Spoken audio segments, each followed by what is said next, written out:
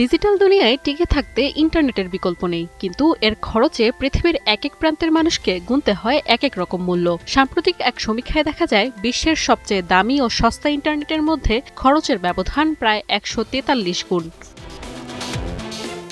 মূলত ইন্টারনেটকে ভার্চুয়াল বা সীমানাহীন ভাবলেও বাস্তবে এর নিয়ন্ত্রণ থাকে মাটির নিচে কিংবা সমুদ্রের তলদেশে থাকা লাখ লাখ কিলোমিটার সাবমেরিন কেবলে। এই ভৌগোলিক অবস্থানের কারণে বিশ্বজুড়ে ব্রডব্যান্ড ইন্টারনেটের দামের তফাৎ আকাশ পাতাল।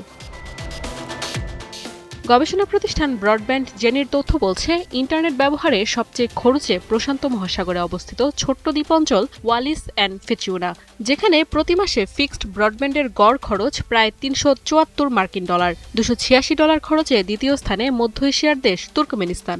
তথ্য অনুযায়ী বিশ্বের ২৫টি ব্যয়বহুল ইন্টারনেট বাজারের মধ্যে ১৮টি বিচ্ছিন্ন কোনো দ্বীপ কিংবা দ্বীপরাষ্ট্র, যেখানে অবকাঠামোগত খরচের তুলনায় গ্রাহক সংখ্যা অনেক কম। তবে রয়েছে মুদ্রার উল্টো পিঠ।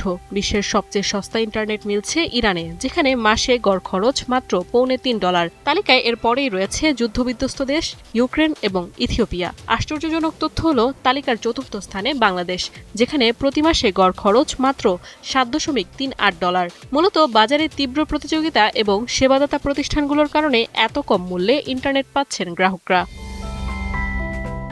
তবে কম খরচ মানেই যে খারাপ সেবা তা নয়। রোমেনিয়া কিংবা ভিয়েতনামের মতো দেশগুলো যেমন বিশ্বের সবচেয়ে কম খরচে ইন্টারনেটের তালিকায় রয়েছে, ঠিক তেমনি গতির দিক থেকেও তারাই বিশ্বসেরাদের দলে। নাদিয়া ইসলাম তুলি, ৭১।